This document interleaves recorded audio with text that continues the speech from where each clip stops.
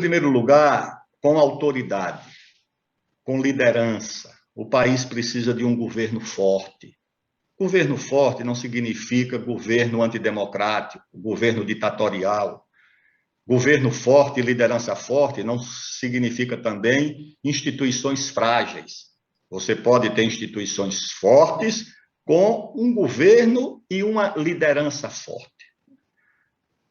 Aí você pode disciplinar os ânimos, as aspirações de mando das corporações, se você tiver uma liderança forte e protagonista, que tome a iniciativa, que tenha autoridade. Governos fracos, geralmente, semeiam, a confusão, a disputa sem limites, sem fronteiras. Veja o caso do que está acontecendo agora. Os três poderes têm atribuições muito definidas constitucionalmente. Eles são independentes, ou seja, e harmônicos, mas são independentes, têm esferas de autonomia. No caso do Brasil, o executivo foi um poder que foi sendo fragilizado, foi sendo esvaziado. Suas atribuições foram sendo subtraídas, em parte pelo legislativo, em parte pelo judiciário. O legislativo, a função nobre do legislativo é votar o orçamento. Votar o orçamento, discutir e votar o orçamento. A execução do orçamento, professor, é uma atribuição do executivo. Mas essa atribuição foi subtraída do executivo e o legislativo é, ao mesmo tempo, o poder que vota o orçamento e o que executa via essas emendas de bancada, emendas de relator, emendas secretas, define onde vai ser aplicado o recurso. Mas isso não é atribuição. Hoje o presidente da República tem que ir praticamente com o pires na mão ao parlamento para conseguir algum recurso. A verdade é essa, o orçamento ficou na mão do parlamento. Claro, o parlamento confiscou a atribuição do executivo, sem ter instrumentos para isso, porque quem sabe, quem conhece onde aplicar os recursos é o poder executivo que tem uma visão da União, uma visão do país. O parlamento é uma instituição municipalista. É difícil você cobrar de um deputado que ele veja além, não estou dizendo que isso é bom ou que isso é ruim, que isso é certo ou que é errado. Eu estou dizendo o que é e como é.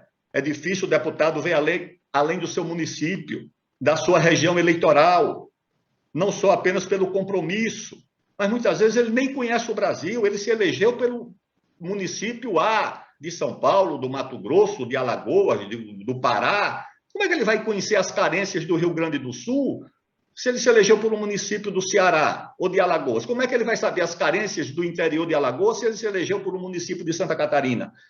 Mas, infelizmente, foram sendo transferidas para o executivo e não foi de agora. Isso começou lá atrás, quando, a pretexto de se combater ou de se esvaziar ou de se fragilizar governos, por exemplo, de esquerda ou do PT, então tira desses governos as atribuições, transfere para o legislativo, sem saber que as consequências, como diria o conselheiro Acácio, elas vêm sempre depois, tá certo? E que você não faz isso temporariamente.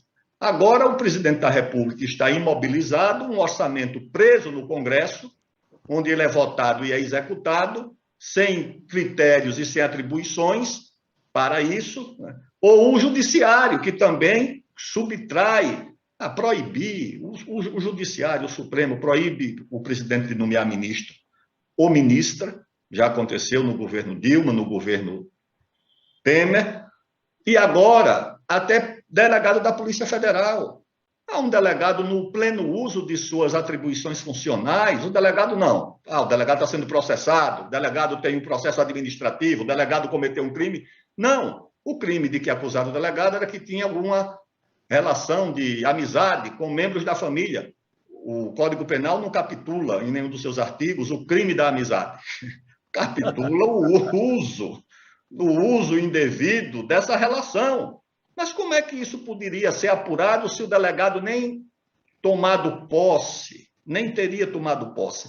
Então, essas coisas vão criando no país um ambiente de discórdia, de retaliação, de desconfiança. e de fragilização de todos os poderes, e daquele que é o poder-chave, porque é o poder concentrado numa eleição, que é o chefe do poder executivo. Quando você fragiliza o chefe do poder executivo, seja ele quem for, de qual ideologia for, porque isso acontece de 4 em 4 anos numa eleição, você termina criando um ambiente de desorientação no país, que é o que nós vivemos hoje, e que isso precisa ser recomposto. Pode ter certeza. Precisa ser recomposto pela política, não é ameaçando o Supremo de invasão, não, mas é colocando o problema que existe da forma real, respeitosamente, respeitando a instituição Suprema, os ministros do Supremo, mas dizendo que essa relação não pode persistir, nem pode sobreviver, porque ela compromete os interesses do país e da população.